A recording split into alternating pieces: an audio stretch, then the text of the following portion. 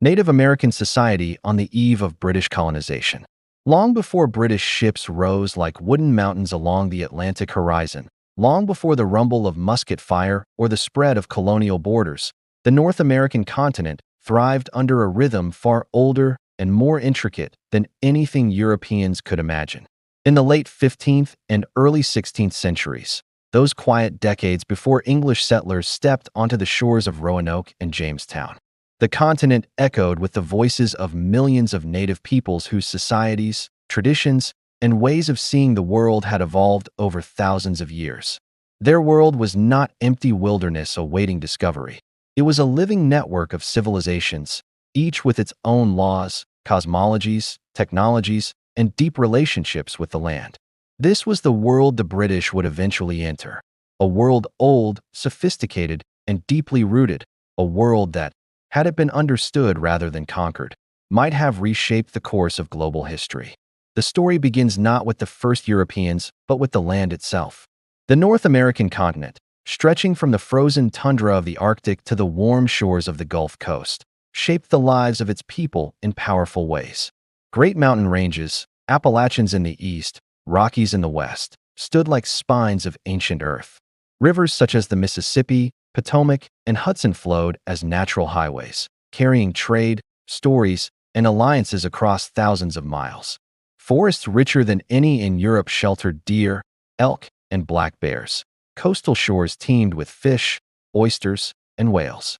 Far from being untouched wild land, these environments were actively tended. Native farmers used controlled burning to maintain grasslands. Hunters shaped the migration routes of game. Communities cultivated entire ecosystems, understanding their own relationship with the land not as ownership, but as stewardship. On the eve of colonization, what the English mistook as divine wilderness was, in truth, an enormous living garden shaped by native hands. Yet the garden was filled not with one people, but with thousands of nations. Scholars estimate that anywhere from 5 to 10 million native people lived in what is now the United States and Canada. They spoke more than 400 distinct languages. They belonged to many cultural groups: Algonquian, Iroquoian, Muscogene, Siouan, Puebloan, Athabascan, Salish, and dozens more. Some lived in vast confederacies, others in small nomadic bands. Some built cities of tens of thousands, with complex road systems and ceremonial structures. Others traded across regions that spanned the continent. Their societies were as diverse as the landscapes they inhabited, and each of these societies had a history centuries long before Europeans ever dreamed of crossing the Atlantic. One of the most influential regions of native life lay in the eastern woodlands, where dense forests covered much of the land. It was here that the Iroquois Confederacy, known as the Haudenosaunee, emerged as one of the most sophisticated political unions in the world. Composed of the Mohawk, Oneida, Onondaga, Cayuga, and Seneca nations, with the Tuscarora joining later, the Haudenosaunee formed what they called the Great League of Peace. Oral tradition tells of a time of conflict among the nations. A chaos ended when the great peacemaker and his ally Hiawatha traveled from village to village, preaching unity. From this vision emerged a constitution outlining rights, responsibilities, and the balance of power among the nations. Decisions were made through consensus rather than rule by kings, a system so admired that some historians argue it influenced the political ideals of the future United States. At the very moment British colonists would arrive, the Haudenosaunee were already a formidable diplomatic and military force, one whose strength came not from numbers alone, but from brilliant political organization. To the east and north of them, the Algonquian-speaking peoples lived in communities that shifted with the seasons.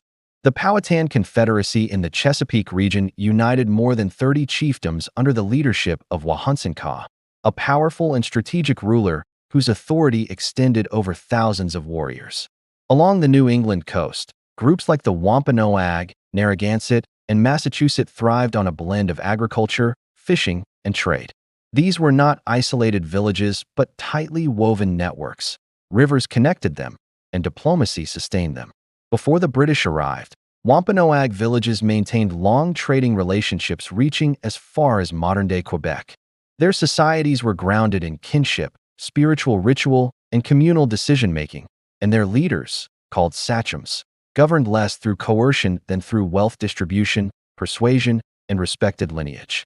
Farther south, the southeastern region held some of the most advanced chiefdoms on the continent.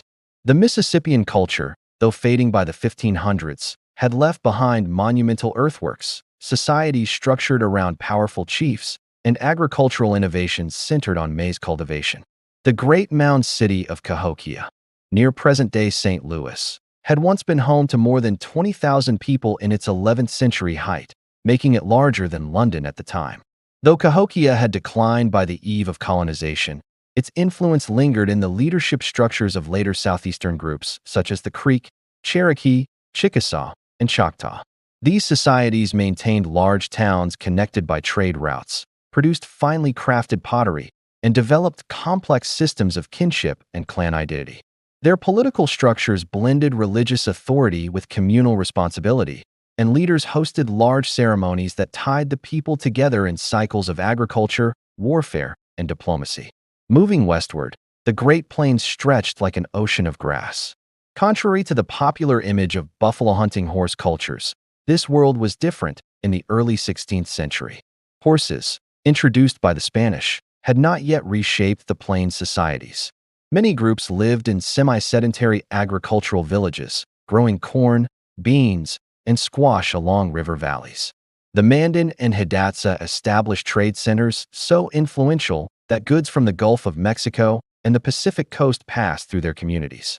The Cheyenne, Arapaho, and Sioux, later iconic horse-riding nations, were at this point farmers, gatherers, and hunters who moved seasonally but did not yet possess the mobility the horse would later bring. Yet, even without horses, their trade networks were vast, stretching across thousands of miles and linking different ecological zones into an economic web. Farther south and west, in the deserts and mesas of the Southwest, native societies developed architectural and agricultural marvels unmatched anywhere else in North America. The Pueblo peoples, including the Hopi, Zuni, and many Rio Grande communities, built multi-story adobe cities with complex irrigation systems that allowed farming in harsh, arid landscapes. Their kivas, ceremonial chambers, were centers of spiritual life, where rituals connected humans to ancestors and the natural world. The worldview of these societies saw time as cyclical, ceremonies as essential to maintaining balance, and the land not as a resource, but as a sacred partner. To the west lived the Hohokam and Mogollon descendants, inheritors of a tradition that once included hundreds of miles of canals. Farther north and west, Athabascan-speaking Navajo and Apache groups were beginning to move into the region, blending their mobile hunting traditions with the influences of older Puebloan societies. In the Pacific Northwest, towering cedar forests shaped the lives of the Tlingit, Haida, Kwakwaka'wakw, and Coast Salish peoples. Here, social structures were highly stratified, with noble lineages, complex clan systems, and potlatch ceremonies that redistributed wealth and reinforced social hierarchy. Technology centered around masterful woodworking, totem poles, war canoes capable of navigating violent seas, intricately carved masks used in ceremonies. Resources from the oceans sustained them: salmon runs, whales, and vast shellfish beds. The region's abundance allowed the development of sedentary communities without dependence on agriculture, a rarity in world history. On the eve of colonization, these societies were thriving, wealthy, and culturally dynamic. Meanwhile, in the subarctic and Arctic, the Inuit and Dene peoples lived in some of the harshest climates on Earth. Their technologies, kayaks, seal oil lamps, insulated clothing, snow goggles, and sophisticated hunting tools, represented engineering marvels adapted to ice and wind. Their survival relied on intimate knowledge of seasonal cycles, animal behavior, and ice movements. Far from primitive, their societies demonstrated mastery over environments Europeans could not endure. Across the continent, the common thread connecting native societies was a worldview fundamentally different from that of Europe. While Europeans saw land as a commodity, something to buy, fence, and possess, native peoples saw land as alive, something with which relationships were formed rather than ownership asserted. Spirituality interwove with daily life. Ceremonies marked harvests, hunts, births, and changes in season. Power was not absolute. Leaders governed through persuasion, generosity, and spiritual authority rather than force.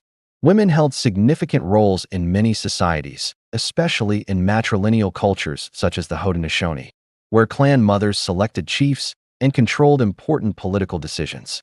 Trade also linked the continent in ways the British would never fully understand. Shells from the Atlantic coast appeared in plains villages. Obsidian from the Rockies traveled to the Great Lakes. Copper from the Midwest reached the Southeast. Trade was not just economic. It was diplomatic, spiritual, and familial. Agreements were cemented through gift-giving, rituals, and marriage alliances.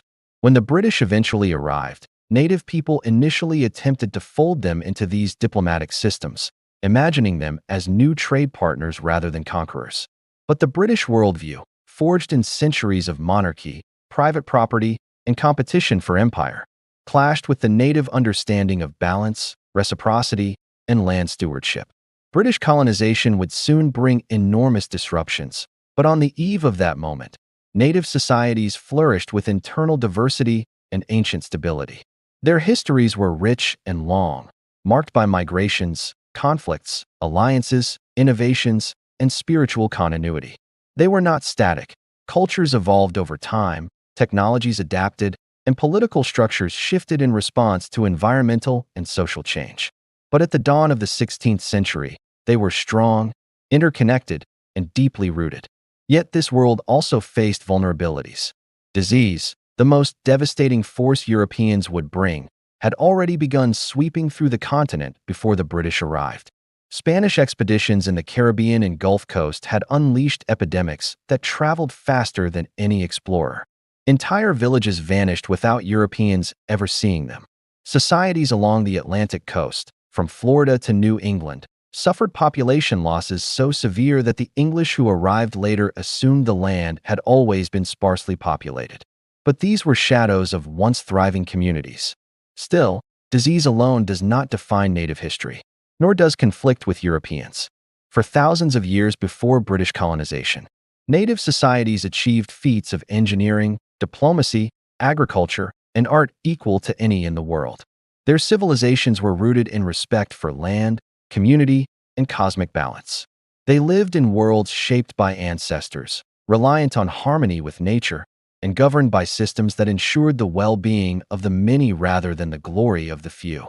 When Europeans finally arrived, they entered this ancient world not as discoverers, but as newcomers, misunderstanding its complexity, misreading its diplomacy, and ultimately reshaping it through force and settlement. But before their arrival, Native America was not waiting for change. It was thriving, dynamic, and extraordinarily diverse. It was a world with its own dreams, its own struggles, and its own long arc of history. The eve of British colonization was therefore not a moment of silence before the storm, but the final chapter of a flourishing era, an era filled with vibrant communities, powerful confederacies, trade networks spanning continents, and ways of life deeply connected to the land. It was a world whose memory still shapes the Americas today, a world whose stories remain essential to understanding the true history of the continent.